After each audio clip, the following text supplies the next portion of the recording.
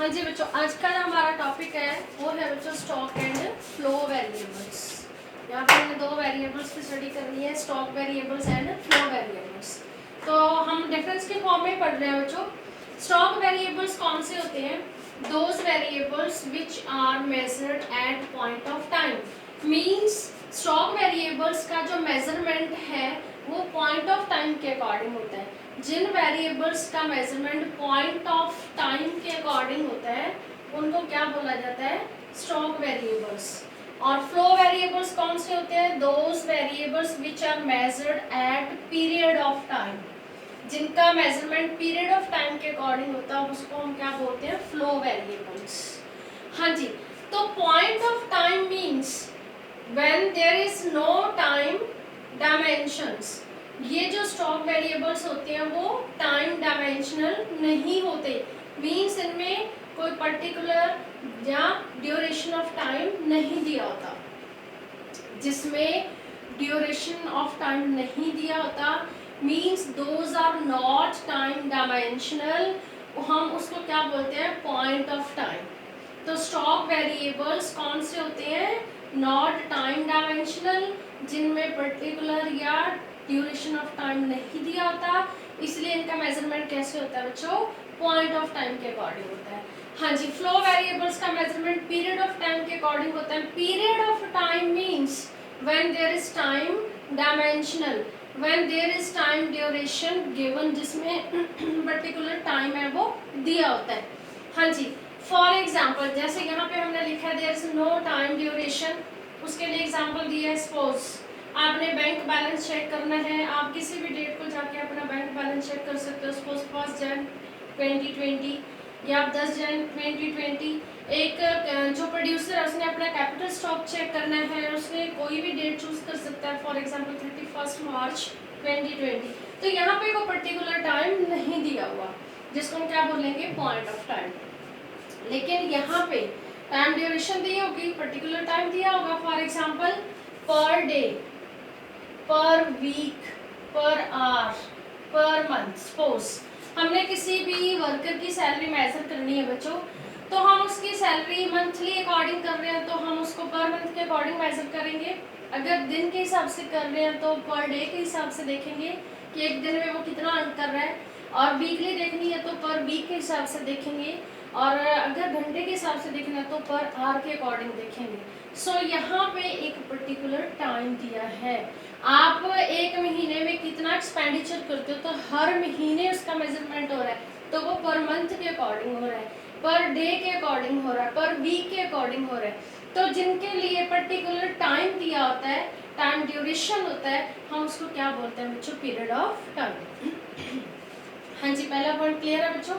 अब ये एग्जाम्पल के लिए हमने एग्जाम्पल से भी क्लियर कर दिया। हाँ जी, जो तीसरा पॉइंट है वो क्या है बच्चों? Stock depends upon flow. Means जो स्टॉक है वो फ्लो के ऊपर डिपेंड करता है, and flow depends upon stock. And flow क्या है? स्टॉक के ऊपर डिपेंड करता है। अगर स्टॉक ज्यादा है तो फ्लो भी ज्यादा होगा, और अगर फ्लो ज्यादा है तो स्टॉक भी ज्यादा होगा। Means both are depends upon each other. For example एक प्रोड्यूसर है, उसके पास जो कैपिटल का स्टॉक है, मशीनरी का स्टॉक अगर ज्यादा है तो वो गुड्स एंड सर्विसेज का फ्लो भी ज्यादा करेगा। मींस वो गुड्स ज्यादा प्रोड्यूस करेगा, राइट? और अगर वो गुड्स ज्यादा प्रोड्यूस करेगा, ए flow of goods and services high, तो उसकी इनकम हाई होगी। इट मीन्स वो आगे इन्वेस्टमेंट ज्यादा करेगा तो उसका जो कैपिटल स्टॉक है वो और ज्यादा बढ़ेगा। सो ये दोनों वेरिएबल्स एक दूसरे के ऊपर डिपेंड करते हैं। इन दोनों की जो हम डिपेंडेंस है, म्यूचुअल डिपेंडेंस है, उसको हम इस एग्जांपल के थ्रू क्लियर कर रहे हैं बच्चों। How both are depends upon each other. For example ये एक वाटर टैंक है आपके सामने, इसमें टैप से पानी अंदर जा रहा है बच्चों। अब इसमें पानी कितना स्टोर हो रहा है वो डिपेंड करेगा टैप के प्रेशर के ऊपर, वाटर के प्रेशर के ऊपर, मींस वाटर के फ्लो के ऊपर। अगर पानी का फ्लो हाई है, ज्यादा है, तो टैंक जल्दी भरेगा। मींस सपोज हमें 1 घंटे का टाइम दिया है, इसको भरने के लिए, मीन्स इसमें पानी छोड़ने के लिए। तो अगर इसका जो टैप का प्रेशर है, वाटर का प्रेशर ज़्यादा है, मीन्स फ्लो ज़्यादा है, तो 1 घंटे में ज़्यादा पानी भर जाएगा, मीन्स स्टॉक ज़्यादा होएगा। और अगर कम है तो स्टॉक क्या होएगा, कम होएगा, मीन्स आधा सा टैंक ही भरेगा।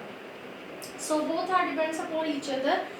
अगर फ्लो क्या है बच्चों, हाई है, तो टैंक में जो वाटर है वो ज़्यादा स्टोर होगा, इट मीन्स स्टॉक भी हाई ही होगा। और अगर स्टॉक हाई है तो फ्लो कैसे हाई होगा, मीन्स हमने इसको पूरा हफ्ता यूज़ करना है इस पानी को, तो अगर हमारा जो टैंक है वो आधे से ज़्यादा भर गया तो हम उसको वीकली मीन्स कई दिनों तक यूज़ करेंगे, तो हम उसको पानी को यूज़ करेंगे, वो भी फ्लो है बच्चों, तो फ्लो भी क्या होगा, हाई होगा। पहले तो आप इस एग्जांपल के थ्रू ये समझो कि कौन किसको फ्लो कह रहे हैं, किसको स्टॉक कह रहे हैं। पानी का अंदर जाना, ठीक है, इंजेक्शन जिसको हम बोलते हैं, वो भी फ्लो है।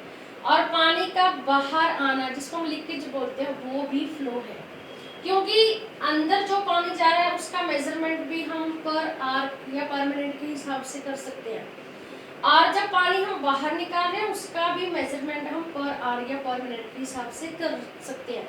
इट मीन्स पानी का अंदर जाना और पानी का बाहर निकलना दोनों ही फ्लो है। और जो पानी स्टोर हो गया बच्चों टैंक में, उसको हम टोटल देखेंगे कि उसका कितना वॉल्यूम है, कितना पानी उसमें स्टोर हो गया, कितने लीटर उसमें स्टोर हो गया, तो वो क्या है बच्चों, स्टॉक है। पहले तो आपको ये समझना है, इसको क्लियर करना है। अब हम इसको क्लियर करेंगे कि हाउ, अगर स्टॉक हाई है तो फ्लो हाई होगा, स्टॉक ज़्यादा है तो फ्लो हाई ज़्यादा होगा, और अगर फ्लो ज़्यादा है तो स्टॉक ज़्यादा होगा, means both are depends upon each other. कैसे, तो इस एग्जांपल के थ्रू अगर पानी का फ्लो ज़्यादा है तो स्टॉक ज़्यादा होगा, क्लियर। अगर स्टॉक ज़्यादा है तो पानी को ज़्यादा यूज़ करेंगे तो फ्लो भी ज़्यादा हो गया, क्लियर। सो हमने इस एग्जांपल के थ्रू दोनों की क्या क्लियर कर दी बच्चों, म्यूचुअल डिपेंडेंस। तो अलग से क्वेश्चन म्यूचुअल डिपेंडेंस का आता है, तो आपको ये क्लियर करना है विद दिस एग्जांपल। और अगर इसका डिफरेंस आता है तो सबसे पहले मीनिंग बच्चों, फिर टाइम ड्यूरेशन का बताओगे, फिर एग्जांपल दोगे, फिर ये 4th पॉइंट दोगे। हाँ जी, नेक्स्ट क्वेश्चन। हाँ जी बच्चों, नेक्स्ट जो हमारा टॉपिक है वो है बच्चों सेक्टर्स ऑफ द इकोनॉमी। अब हम अपनी इकोनॉमी के, इंडियन इकोनॉमी के सेक्टर्स डिस्कस करेंगे। There are 4 sectors in the economy.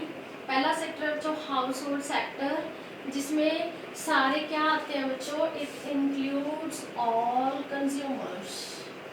You know consumer कौन होता है, हम पिछले वीडियोस में कर रहे हैं। कंज्यूमर्स कौन होता है, who purchases goods and services for direct satisfaction of human wants. और एक तो ये गुड्स एंड सर्विसेज को खरीदता है बच्चों, दूसरा ये ऑनर है। और क्या है, consumer is the owner of factors of production. Factors of production, production को करने के लिए फैक्टर्स की ज़रूरत पड़ती है, मीन्स रिसोर्सेज की ज़रूरत पड़ती है, इनपुट्स की ज़रूरत पड़ती है। लाइक पीछे भी हमने की है, लैंड बिल्डिंग हो गया, और labour, capital and fourth entrepreneurship. हाँ जी, तो ये 4 जो फैक्टर्स ऑफ प्रोडक्शन है, जिसका यूज़ कहाँ होएगा प्रोडक्शन करने में, तो उन चारों का जो ऑनर है वो कौन है बच्चों, owner of factors of production कौन है, वो भी हाउस होल्ड सेक्टर ही है। So household sector includes all the consumer who consumes goods and services, and ये कौन है, owner of factors of production. Second sector है बच्चों प्रोड्यूसर सेक्टर। प्रोड्यूसर सेक्टर का काम क्या है, मैन्युफैक्चरिंग करना, प्रोडक्शन करना गुड्स एंड सर्विसेज का। तो ये कौन है, who produces goods and services. और जो गुड्स एंड सर्विसेज का ये प्रोडक्शन करता है प्रोड्यूसर सेक्टर, वो किसकी हेल्प से करता है? इन चारों फैक्टर्स ऑफ प्रोडक्शन की हेल्प से करता है। इट मींस इन चारों को प्रोड्यूसर किससे हायर करता है बच्चों? हाउस होल्ड सेक्टर से ही हायर करेगा, बिकॉज इसका ऑनर कौन है? हाउस होल्ड सेक्टर है। नेक्स्ट है बच्चों गवर्नमेंट सेक्टर। गवर्नमेंट सेक्टर में हम गवर्नमेंट की बात करेंगे। ये गवर्नमेंट एक वेलफेयर एजेंसी है बच्चों, जो पब्लिक के वेलफेयर के लिए काम करती है, लाइक लॉ एंड ऑर्डर को मेंटेन करना, हमारी डिफेंस, हमारी रक्षा करना, लोगों को सब्सिडी देना, प्रोड्यूसर्स एंड कंज्यूमर्स को। तो गवर्नमेंट एक एज अ वेलफेयर एजेंसी काम करती है, सब्सिडीज देती है और टैक्सेस का कलेक्शन करती है। चौथा सेक्टर है बच्चों रेस्ट ऑफ द वर्ल्ड, जिसको हम फॉरेन सेक्टर कहेंगे, इसको हम एक्सटर्नल सेक्टर भी कहेंगे। हाँ जी, तो चौथा जो फॉरेन सेक्टर है इसमें क्या आता है बच्चों? It includes export and imports. इसमें इंटरनेशनल ट्रेड को इंक्लूड किया जाता है, जो एक कंट्री दूसरी कंट्रीज के साथ करता है, एक्सपोर्ट एंड इम्पोर्ट्स। हाँ जी, now one question arises here, what is closed economy and what is open economy? हाँ जी, अगर बच्चों हम अपनी इंडियन इकोनॉमी में सिर्फ 3 ही सेक्टर अज्यूम करके चलते हैं, जो तीनों ही इंटरनल सेक्टर हैं, तो हमारी इकोनॉमी कैसी होगी? Closed economy. Why? When then it will be closed economy? Because there is no relationship with other countries. हमारे कंट्री का जब दूसरी कंट्रीज के साथ किसी भी टाइप का एक्सपोर्ट इंपोर्ट का कोई रिलेशन नहीं होगा, तब हम अपनी इकोनॉमी को क्या बोलेंगे? Closed economy. और when it will be open economy, जब हम चौथी सेक्टर को भी इंक्लूड कर लेंगे, एक्सटर्नल सेक्टर को भी इंक्लूड कर लेंगे, means when there is a relationship with other countries regarding export and import, तब हम उसको बोलेंगे ओपन इकोनॉमी। हाँ जी, तो ये चारों सेक्टर्स का जो क्वेश्चन है वो एनसीईआरटी बेस्ड क्वेश्चन है बच्चों। हाँ जी, इस वीडियो में इतना ही बहुत है बच्चों।